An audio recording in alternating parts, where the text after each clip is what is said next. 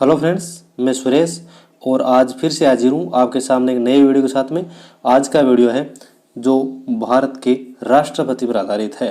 इससे रिलेटेड हमने जो क्वेश्चंस थे 100 वो तो हमने एक नई वीडियो में आपको पहले ही प्रोवाइड करवा दिया था, जिसके लिंक या फिर आई बटन में जाके आप उसको देख सकते हो। लिंक आपको डिस्क्रिप्शन में मिल जाएगी, आई बटन में देख सकते हो। तो चलो शुरू करते हैं कि जो सबसे पहले इसके अनुच्छेदों की बात करते हैं।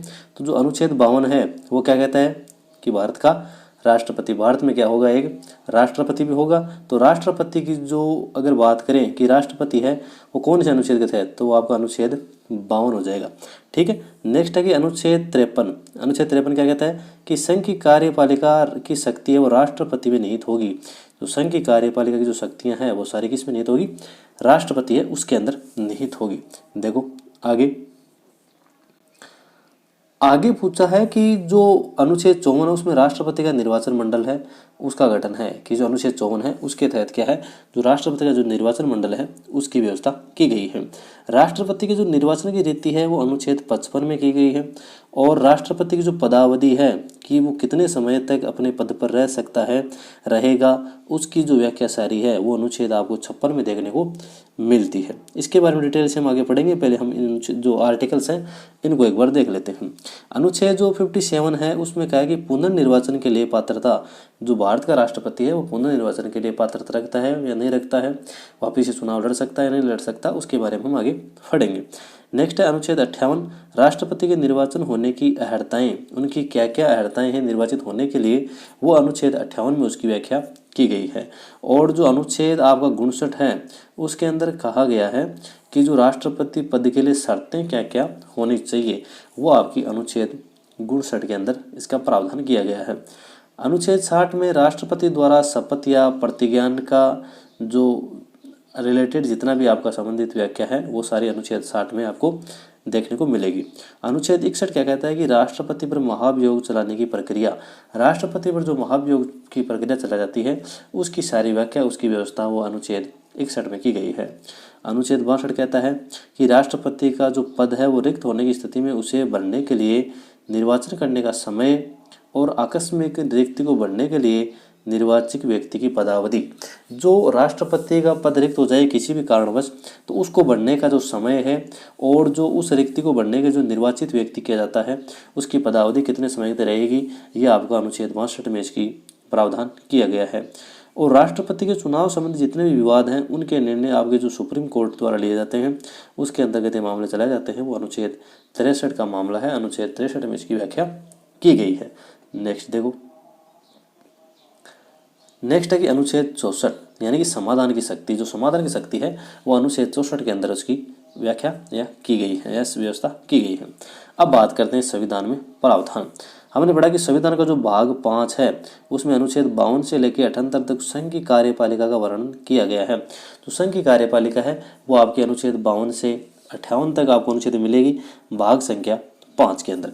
इसमें कौन कौन है, राष्ट्रपति हैं, उपराष्ट्रपति हैं, प्रधानमंत्री, मंत्रिमंडल और महान्यायवादी इसके अंदर आते हैं, किसमें, आपकी संघ कार्यपालिका के अंदर। और जो भारत का राष्ट्रपति है भारत राज्य का प्रमुख व संवैधानिक प्रमुख होता है। संवैधानिक प्रमुख कौन होता है, राष्ट्रपति होता है। और जो वास्तविक देखी जाए तो कौन होता है, आपका प्रधानमंत्री होता है।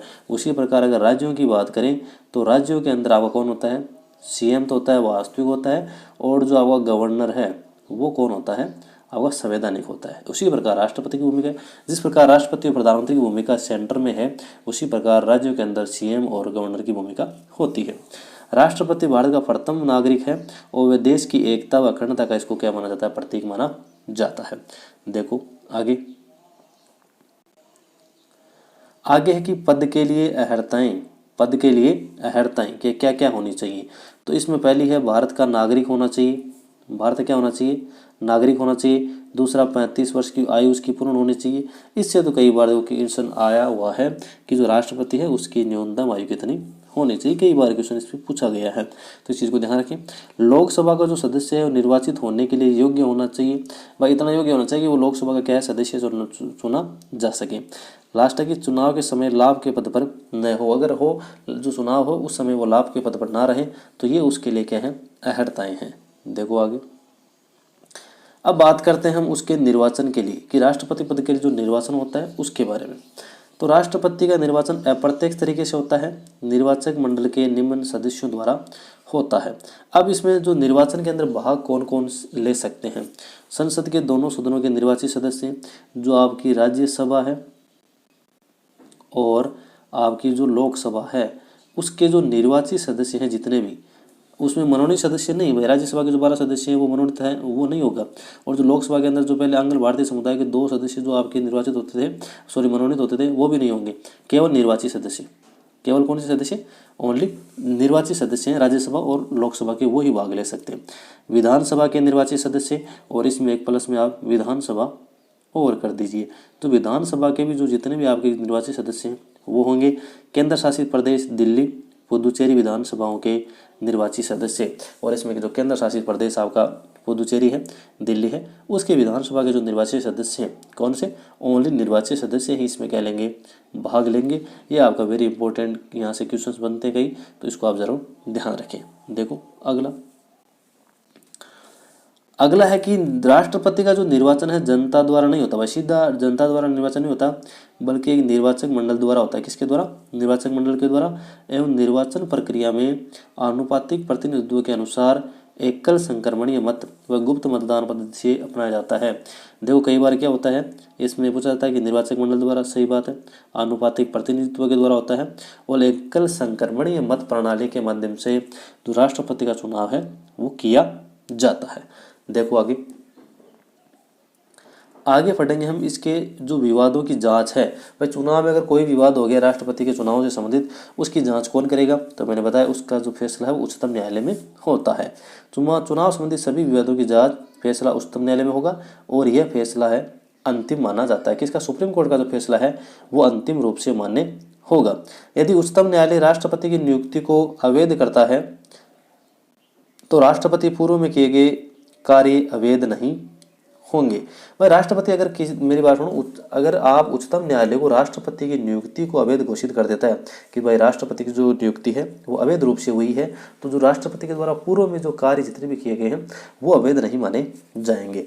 नेक्स्ट है कि राष्ट्रपति के चुनाव को इस आधार पर चुनौती नहीं दी जा सकती कि निर्वाचक मंडल अपूर्ण है या किसी सदस्य का पद रिक्त है।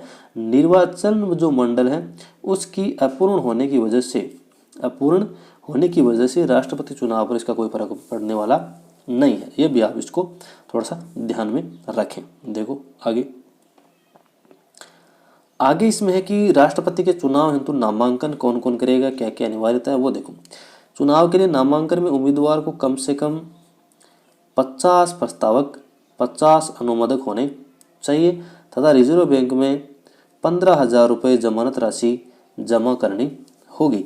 50 प्रस्तावक 50 अनुमोदक और जमा राशि कितनी है, 15,000 रुपये की जमानत राशि है। यदि कुल मतों का 1/6 भाग उम्मीदवार प्राप्त नहीं करता तो यह राशि जब्त हो जाएगी। अगर जितने भी आपके कुल वोट पड़े हैं उसमें अगर 1/6 भाग अगर वो उम्मीदवार प्राप्त नहीं करता है तो जो आपकी 15,000 रुपये इसकी जमानत राशि है वो क्या हो जाएगी, इसकी जब्त कर ली जाएगी। आगे देखो आगे है कि इसकी जो पद के लिए शर्तें क्या क्या है, राष्ट्रपति पद के लिए जो शर्तें हैं वो देखो कि राष्ट्र संसद या किसी भी सदन, कोई भी सदन हो, चाहे राज्य विधायिका का सदस्य नहीं होना चाहिए। लोकसभा, राज्यसभा और जो राज्य विधायिका है उसका यह सदस्य बिल्कुल भी नहीं होना चाहिए। यदि है तो पूर्ण रूप पद ग्रहण से पूर्व उस सदन से क्या देना पड़ेगा, उसको त्यागपत्र देना पड़ेगा। राज्यसभा से है, चाहे लोकसभा से या राज्य विधायिका से है तो उसको क्या देना पड़ेगा, अपने पद से त्याग देना पड़ेगा, उसको छोड़ना पड़ेगा। किसी भी लाभ के पद पर कार्यरत नहीं होना चाहिए, लाभ के पद पर कार्यरत वो बिल्कुल भी नहीं होना चाहिए। बिना किराया चुकाए आधिकारिक निवास प्रदान किया जाएगा, किराया नहीं लगेगा, आधिकारिक निवास वो प्रदान किया जाएगा उनको। संसद द्वारा निर्धारित उपलब्धियां, भत्ते, विशेष अधिकार प्राप्त होंगे व पद के दौरान उन्हें कम नहीं किया जा सकता। और जो भी आपको भत्ते, विशेष अधिकार, उपलब्धियां जो मिलती हैं वो आपकी पद के दौरान उसमें कोई कटौती नहीं की जाएगी। देखो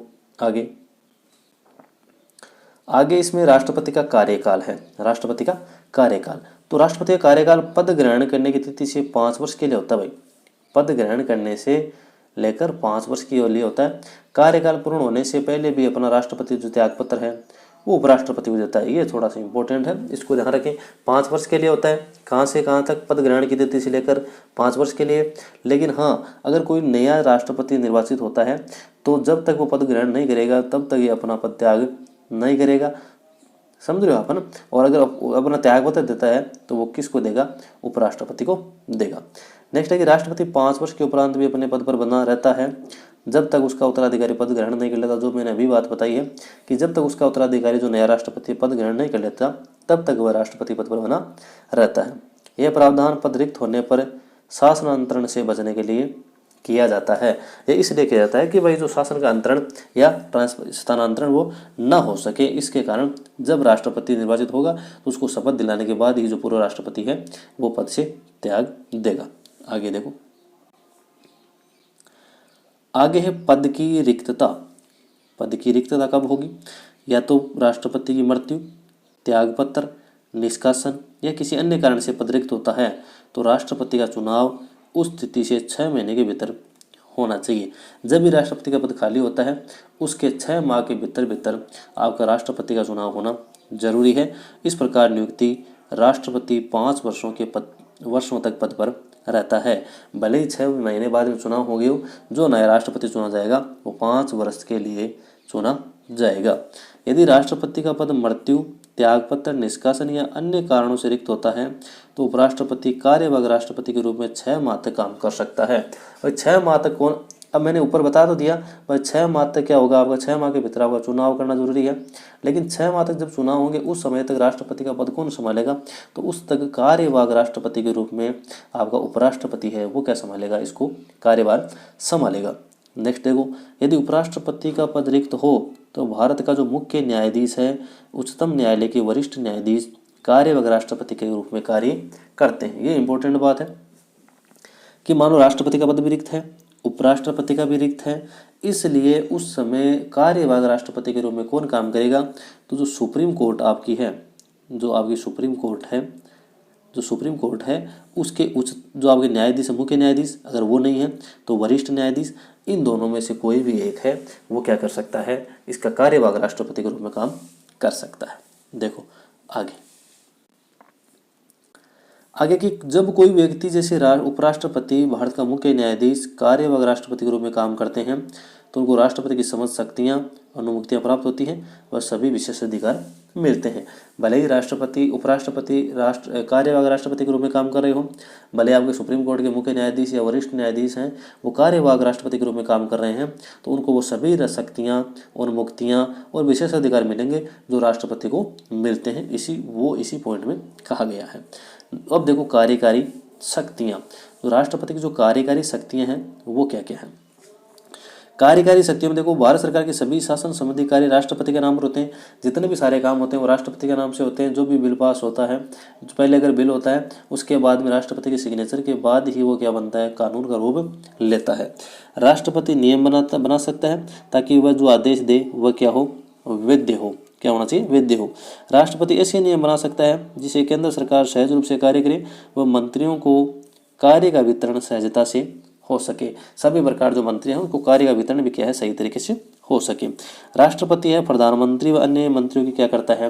नियुक्ति करता है। प्रधानमंत्री की सलाह पर मंत्रियों की नियुक्ति करता है और प्रधानमंत्री की क्या करता है? वो नियुक्ति करता है। तो ये भी इंपॉर्टेंट है। क्या किया जाता है? नियुक्ति की जाती है। किसकी? प्रधानमंत्री। किसके द्वारा? राष्ट्रपति के द्वारा। राष्ट्रपति महान न्यायवादी की नियुक्ति करता है। अब एक क्वेश्चन यहाँ से और बनता है कि महान न्यायाधीश की नियुक्ति कौन करता है? तो आपका राष्ट्रपति करता है। तो उसके वेतन आदि का निर्धारण भी कौन करता है? आपका राष्ट्रपति ही करता है। देखो आगे,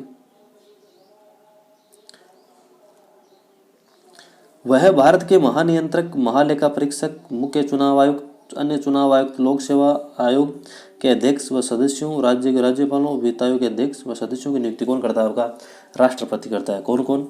महानियंत्रक, महालेखा परीक्षक, मुख्य चुनाव आयुक्त, अन्य चुनाव आयुक्त, संघ लोक सेवा आयोग के अध्यक्ष, सदस्यों व राज्यों के राज्यपालों, वित्त आयोग के अध्यक्ष व सदस्यों की नियुक्ति, ये जो जितने भी आपके पद हैं उन सभी की नियुक्ति कौन करता है? आपका राष्ट्रपति के द्वारा की जाती है। केंद्र के प्रशासनिक कार्यों व विधायिका के प्रस्तावों से संबंधित जानकारी प्रधानमंत्री से मांग सकता है।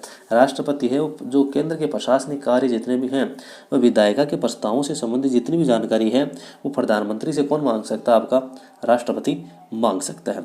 राष्ट्रपति प्रधानमंत्री से ऐसे निर्णय का प्रतिवेदन मांग सकता है। ऐसा जितने भी निर्णय हैं ऊपर जो मैंने पढ़े, जो ऊपर वाला टॉपिक था, इससे रिलेटेड प्रतिवेदन वो मांग सकता है। मतलब जो किसी भी मंत्री ने लिया हो, जो किसी भी मंत्री ने लिया हो लेकिन मंत्रिपरिषद से अनुमोदित न किया गया हो, ऐसा निर्णय है, उसका प्रतिवेदन कौन मांग सकता है? प्रधानमंत्री से राष्ट्रपति मांग सकता है। वह अनुसूचित जाति व जनजाति व पिछड़ा वर्गों के लिए आयोग की नियुक्ति कर सकता है। अब देखो नेक्स्ट में कि केंद्र व राज्य तथा विभिन्न राज्यों के मध्य सहयोग व अंतर्राज्यीय परिषद की नियुक्ति कर सकता है। स्वयं द्वारा नियुक्त प्रशासकों के माध्यम से केंद्र राज्यों का प्रशासन चलाता है, यानी कि जो उपराज्यपाल है उसके माध्यम से जो आपका यूटी है, जो आपकी यूनियन टेरिटरी है, केंद्र शासित प्रदेश है, उसका प्रशासन कौन चलाता है? आपका केंद्र सरकार यानी कि राष्ट्रपति के माध्यम से चलाया जाता है। वह किसी भी सेक्टर को अनुसूचित सेक्टर घोषित कर सकता है। अनुसूचित सेक्टर व जनजातीय सेक्टरों को प्रशासन की शक्तियां भी किसको प्राप्त है? आपकी राष्ट्रपति को ही प्राप्त है। अब राष्ट्रपति की जो विधायी शक्तियां हैं उसको देखते हैं। देखो तो राष्ट्रपति की जितनी विधायी शक्तियां उसमें क्या है कि राष्ट्रपति संसद का क्या है? अभिन्न अंग है। इसे निम्नलिखित विधायी शक्तियां क्या है? प्राप्त है। कौन कौन सी? संसद की बैठक बुला सकता है, स्थगित भी कर सकता है तथा लोकसभा को विघटित भी वो कर सकता है। बैठक बुला सकता है, स्थगित कर सकता है, लोकसभा को विघटित भी वो कर सकता है। संसद के संयुक्त अधिवेशन को बुला सकता है। संसद के जो संयुक्त अधिवेशन है उसको क्या कर सकता है? राष्ट्रपति बुला सकता है। प्रत्येक वर्ष तथा प्रत्येक चुनाव के बाद संसद के प्रथम अधिवेशन को संबोधित कर सकता है। प्रत्येक वर्ष व प्रत्येक चुनाव के बाद में, प्रत्येक साल प्रत्येक चुनाव के बाद में वो क्या करता है? प्रथम अधिवेशन को कौन करता? राष्ट्रपति वो संबोधित करता है। संसद में लंबित किसी विधेयक या अन्य संबंध में संसद को क्या कर सकता है? वो संदेश भी भेज सकता है। तो ये उसकी क्या हो गई? विधायी शक्तियां हो गई। विधायी शक्तियों में और देखो कि लोकसभा के अध्यक्ष उपाध्यक्ष के पद रिक्त होने पर लोकसभा के सदस्यों को सदन की अध्यक्षता सौंप सकता है।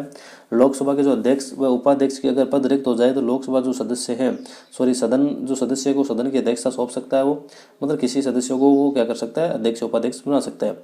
राज्यसभा के सभापति उपसभापति के पद रिक्त होने पर राज्यसभा के सदस्यों को सदन की अध्यक्षता भी वो सौंप सकता है। अगर आपके सभापति उपसभापति का पद अगर रिक्त है तो उसके जो राज्यसभा के सदन के जो सदस्य हैं उनको वो भार ये सौंप सकता है। मैंने पहले बताया कि साहित्य, विज्ञान, कला, समाज सेवा से जुड़े तथा जानकार व्यक्तियों में से 12 सदस्यों को राज्यसभा के लिए क्या करता है? राष्ट्रपति मनोनीत करता है। जैसे जिस प्रकार आपने देखा होगा परेश रावल साहब है, आपकी जो रेखा है ना, इस प्रकार के जितने भी आपके क्रिकेटर या जो फिल्म स्टार जो आपके मनोनीत किए जाते हैं, साहित्य, विज्ञान, कला व समाज सेवा से जुड़े हुए जो व्यक्ति हैं, 12 सदस्यों का मनोनयन है वो राज्यसभा के लिए कौन करता है? राष्ट्रपति करता है। लोकसभा में 2 आंग्ल भारतीय समुदाय के व्यक्तियों को मनोनीत कौन करता है? राष्ट्रपति करता है। लेकिन वर्तमान में क्या कर दिया गया है? इसको संविधान संशोधन के माध्यम से हटा दिया गया है। अब ये 2 जो आंग्ल भारतीय समुदाय के सदस्य हैं उसका मनोनयन राष्ट्रपति द्वारा फिलहाल वर्तमान में नहीं किया जाता है। आगे देखो अगला है कि चुनाव आयोग से परामर्श कर संसद सदस्यों की अयोग्यता के प्रश्न पर निर्णय कर सकता है। चुनाव आयोग से परामर्श करेगा और जो संसद सदस्य हैं उनकी जो अयोग्यता है उसके प्रश्न पर भी क्या कर सकता है? वो निर्णय ले सकता है। कौन? राष्ट्रपति। इस प्रकार विशेष प्रकार के विधायकों के प्रस्तुत करने की राष्ट्रपति की पूर्व अनुमति जरूरी है। इसमें विधायक नहीं होगा, ये होगा विधेयक। इसमें क्या होगा? विधेयक। जो विधेयक है उसको प्रस्तुत करने के लिए राष्ट्रपति की पूर्व अनुमति जरूरी है। जैसे कौन कौन से? सिंचित निधि से खर्च संबंधी विधेयक। सिंचित निधि से खर्च संबंधी विधेयक पारित करने से पहले राष्ट्रपति की पूर्व अनुमति जरूरी है। राज्य की सीमा परिवर्तन से संबंधित विधेयक संसद में पारित करने के लिए राष्ट्रपति की पूर्व अनुमति जरूरी है। राष्ट्रपति के पास जाता है, वह हस्ताक्षर के उपरांत वह कानून बनता है। पहले राष्ट्रपति की अनुमति होगी, उसके बाद राष्ट्रपति के पास जाएगा और उसके बाद में क्या लेगा? कानून का रूप लेगा।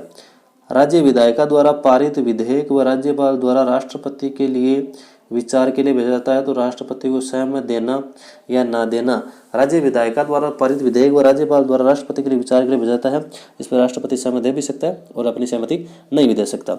संसद के सत्ता न चलने पर उस अवधि में अध्यादेश जारी करने की शक्ति भी किसके पास होती है?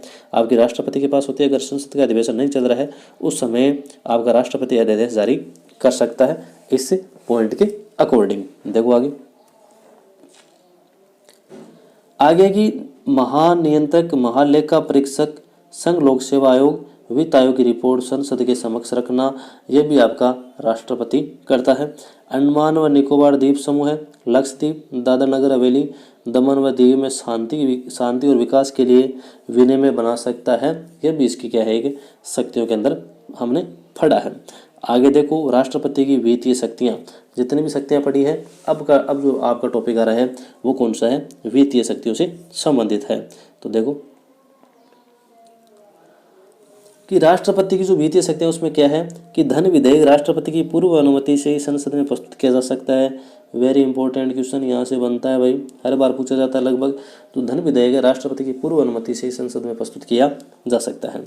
राष्ट्रपति पुदुचेरी के लिए भी नियम बना सकता है, लेकिन जब वहाँ की विधानसभा निलंबित हो या विघटित हो तब आपका कौन बना सकता है, आपका राष्ट्रपति पुदुचेरी के लिए भी कानून बना सकता है। अन्यथा वहाँ पर क्या होता है, आपका विधानसभाएं हैं जो आपके राष्ट्रपति के जो निर्वाचित सदस्य हैं वो राष्ट्रपति चुनाव में भाग लेते हैं। वार्षिक वित्तीय विवरण केंद्रीय बजट को संसद के समक्ष रखता है, जो केंद्रीय बजट है उनको भी संसद के समक्ष रखने का काम करता है। अनुदान की कोई भी मांग राष्ट्रपति की सिफारिश के बिना नहीं की जा सकती। जितना भी अगर आपको केंद्र सिंचित निर्देश से अगर धन खर्च करना है तो राष्ट्रपति की सिफारिश के बिना वो नहीं किया जा सकता। राष्ट्रपति भारत की आकस्मिक निधि से अदृश्य व्यय वस्तु अग्रिम जो भुगतान है उसकी व्यवस्था कर सकता है। जो आकस्मिक जो इमरजेंसी के अंदर जो आपका व्यय किया जाता है उसकी जो भुगतान है उसकी व्यवस्था कौन कर सकता है, राष्ट्रपति। राष्ट्रपति राज्य व केंद्र के बीच राजस्व बंटवारे हेतु वित्त आयोग का गठन करता है, ये भी इंपॉर्टेंट क्वेश्चन है। राज्य आपका जो केंद्र शासित प्रदेश है, केंद्र है, उसके बीच में जो वित्त का आपका बंटवारा होता है उसके लिए वित्त आयोग का गठन कौन करता है, आपका राष्ट्रपति द्वारा की जाती है। अब पढ़ेंगे हम इसके राष्ट्रपति की न्यायिक शक्तियाँ। राष्ट्रपति की न्यायिक शक्तियों में क्या है कि उच्चतम न्यायालय के मुख्य न्यायाधीश, उच्चतम न्यायालय व उच्च न्यायालय के न्यायाधीशों की नियुक्ति कौन करता है, आपका राष्ट्रपति करता है। उच्चतम सुप्रीम कोर्ट हो, हाई कोर्ट हो और जो आपके उच्च न्यायालय उच्च न्यायालय के न्यायाधीशों की नियुक्ति कौन करता है, आपका राष्ट्रपति द्वारा की जाती है। उच्चतम न्यायालय से किसी विधि या तथ्य पर सलाह ले सकता है, लेकिन सलाह राष्ट्रपति पर बाध्यकारी नहीं है। सुप्रीम कोर्ट से वो आप किसी विधि या किसी नियम पर किसी तथ्य पर सलाह ले सकता है, लेकिन सलाह है राष्ट्रपति के लिए बाध्यकारी नहीं होगी। किसी अपराध के लिए दोषी व्यक्ति के लिए दंडादेश को निलंबित, माफ या परिवर्तित कर सकता है। किसी व्यक्ति को किसी सुप्रीम कोर्ट द्वारा या किसी कोर्ट द्वारा अगर फैसला सुनाया गया, सजा दी गई है तो राष्ट्रपति उसको निलंबित कर सकता है, माफ कर सकता है या परिवर्तित कम कर सकता है, ज़्यादा कर सकता है। ज़्यादा तो नहीं कर सकता, उसको कम कर सकता है या फिर उसको माफ कर सकता है और निलंबित कर सकता है। किसी अपराध के लिए दोष सिद्ध व्यक्ति के लिए दंडादेश को निलंबित, माफ या परिवर्तित कर सकता है। ये तो सेम टू सेम मतलब मिसप्रिंट हो गया, वापस से प्रिंट हो गया। चलो तो इसको छोड़ो, आप आगे देखो। कूटनीतिक शक्तियाँ, जो कूटनीतिक शक्तियाँ राष्ट्रपति की हैं वो क्या है। अंतर्राष्ट्रीय संधियाँ, समझौते राष्ट्रपति के नाम से किए जाते हैं। जितनी भी आपकी संधियाँ होती है, जितने भी आपके समझौते होते हैं अंतर्राष्ट्रीय स्तर पर, वो राष्ट्रपति के नाम से ही किए जाते हैं। राष्ट्रपति अंतर्राष्ट्रीय मंचों में भारत का प्रतिनिधित्व करता है। जो भारत का प्रतिनिधित्व अंतर्राष्ट्रीय मंचों पर कौन करता है, राष्ट्रपति करता है। वह कूटनीतिज्ञों को भेजता है, उनका स्वागत करता है। जितने भी आपके कूटनीतिज्ञ हैं उनको अंतर्राष्ट्रीय स्तर भेजता है और जो भारत में आते हैं उनका स्वागत कौन करता है, आपका राष्ट्रपति द्वारा किया जाता है। अब बात करेंगे हम सैन्य शक्तियों की, कि जो राष्ट्रपति की सैन्य शक्तियाँ वो क्या क्या है। राष्ट्रपति भारत के सैन्य बलों का सर्वोच्च कमांडर होता है, मतलब तीनों सेनाओं का सर्वोच्च कमांडर होता है। थल सेना, जन सेना, वायुसेना के प्रमुखों की नियुक्ति भी कौन करता है, राष्ट्रपति करता है। संसद, जो राष्ट्रपति है, संसद की अनुमति के अनुसार युद्ध व इसकी समाप्ति की घोषणा कर सकता है। युद्ध के मामले के अंदर या समाप्ति के मामले के अंदर या शुरू के मामले के अंदर उसको संसद की क्या लेनी पड़ती है, अनुमति लेनी पड़ती है, तभी है वो क्या कर सकता है, युद्ध की समाप्ति या युद्ध की घोषणा कर सकता है। इसके अलावा वो नहीं कर सकता। तो हमने राष्ट्रपति टॉपिक को क्लियर कर लिया है। वीडियो अगर आपको अच्छा लगा तो वीडियो को लाइक करें, शेयर करें और चैनल को सब्सक्राइब करना ना भूलें। Thank you, all the best.